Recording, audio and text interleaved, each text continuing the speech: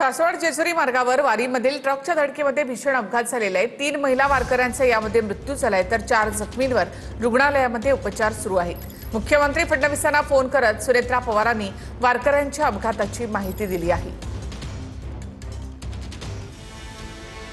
जेजुरीच्या भोंगळेमळा परिसरात ट्रकनं दिलेल्या धडकेत 3 वारकऱ्यांचा जागीच मृत्यू झालाय। सकाळच्या सुमारास ही दुर्दैवी घटना घडली आहे।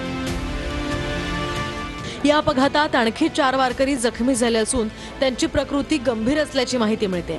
त्यांच्यावर खासगी रुग्णालयात उपचार सुरू आहे। दरम्यान हे सगळे वारकरी ज्ञानोबा माऊलींच्या पालखीसोबत जात असताना हा प्रकार घडला। ज्ञानोबा माऊलींची पालखी काल सासवडमध्ये मुक्कामी होती। सासवडचा मुक्काम संपल्यानंतर आज पालखी जेजुरीच्या दिशेने निघाली।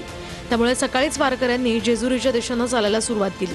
त्याच वेळी नांदेडच्या दिंडीमधील एक ट्रक शिधा घेऊन निघालेला असताना चालकाचं नियंत्रण सुटलं आणि या ट्रकनं सांगलीच्या दिंडीतील वारकऱ्यांना धडक दिली। यामध्ये 3 महिला वारकऱ्यांचा जागीच मृत्यू झाला तर या अपघातात गंभीर जखमी झालेल्या 4 वारकऱ्यांना परिसरातील खासगी रुग्णालयात दाखल करण्यात आलं असून त्यांच्यावर तात्काळ उपचार सुरू करण्यात आले। उपमुख्यमंत्री सुनेत्रा पवार यांनी रुग्णालयात भेट देऊन जखमी वारकऱ्यांच्या तब्येतीची विचारपूस केली।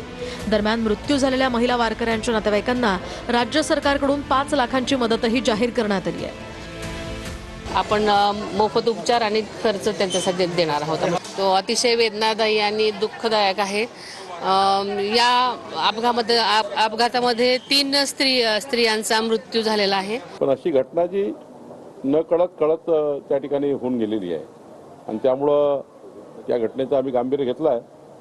पुढे अशा कुठे घटना घडू नये याची काळजी शासनाने घेतली आहे। मृतांमध्ये सांगली जिल्ह्यातील कौलापूरच्या नंदा पवार, मालगावच्या माधवी सलगरे आणि कसबे डिग्रस येथील राजश्री भोसले यांचा समावेश आहे। या 3 महिला वारकऱ्यांच्या मृत्यूमुळे सांगली जिल्ह्यावर शोककळा पसरली असून 3ही गावांमध्ये बंद पाळत मृत वारकरी महिलांना श्रद्धांजली अर्पण करण्यात आली आहे।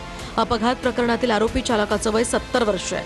ताप आल्यामुळे या चालकानं गोळ्या घेतल्या होत्या अशी माहितीही मिळते। दरम्यान पोलिसांनी चालकाला अटक केली असून पुढील चौकशी सुरू करण्यात आली आहे। बालाजी एकनाथ ढग म्हणून आहे, हा वयस्कर आहे।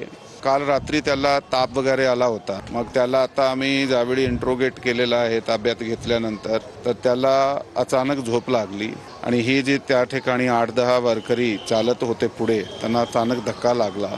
यामध्ये 3 वारकरी महिला जे आहे त्यांचं निधन झालेलं आहे। दरम्यान या अपघात प्रकरणावरून काँग्रेसचे नेते प्रशांत जगताप यांनी सरकारवर टीका केली आहे। तसंच सरकारनं माफी मागावी अशीही मागणी केली आहे। त्यांना भाजपच्या नवनाथ बन यांनी उत्तर दिलंय। अत्यंत दुर्दैवी घटना आहे ही। महाराष्ट्रासाठी अत्यंत शर्मेनी मान खाली घालावा अशा प्रकारची घटना आहे। मी या घटनेच्या संदर्भामध्ये सरकारचा निषेध करतो कारण ही सरकारची चूक आहे, ही मानवी चूक आहे। अशा पद्धतीचे आरोप करणं अतिशय चुकीचं आहे। तिथं वाहतुकीचं पूर्ण नियंत्रण होतं। तो जो कोणी जबाबदार असेल त्याच्यावर कारवाई केली जाईल। तर दुसरीकडे मंत्री संजय शिरसाट यांनी वारकऱ्यांना काळजी घेण्याचा सल्ला दिलाय तर मुनगंटीवारांनी सरकारलाच यावरून घरचा आहेर दिलाय। शासकीय मदत निश्चित जे कुटुंब त्या ठिकाणी म्हणजे जे महिला वारल्या त्यांच्या कुटुंबाला मदत केली जाईल। परंतु मी वारकरी बंधू भगिनींना सुद्धा या माध्यमातून विनंती करतो की ही दिंडीमध्ये लाखो वारकरी असतात, त्यावेळेला थोडसा जीवाची काळजी सुद्धा आपण घेतली पाहिजे। काही गोष्टी आपणही पाळल्या पाहिजे। पैसे दिल्याने काम होईल का? त्या तो भक्तिरस, तो भक्तिभाव, अध्यात्माचं केंद्र असणारा तो वारकरी पुन्हा येणार आहे का हो? म्हणून काळजी घेतली पाहिजे।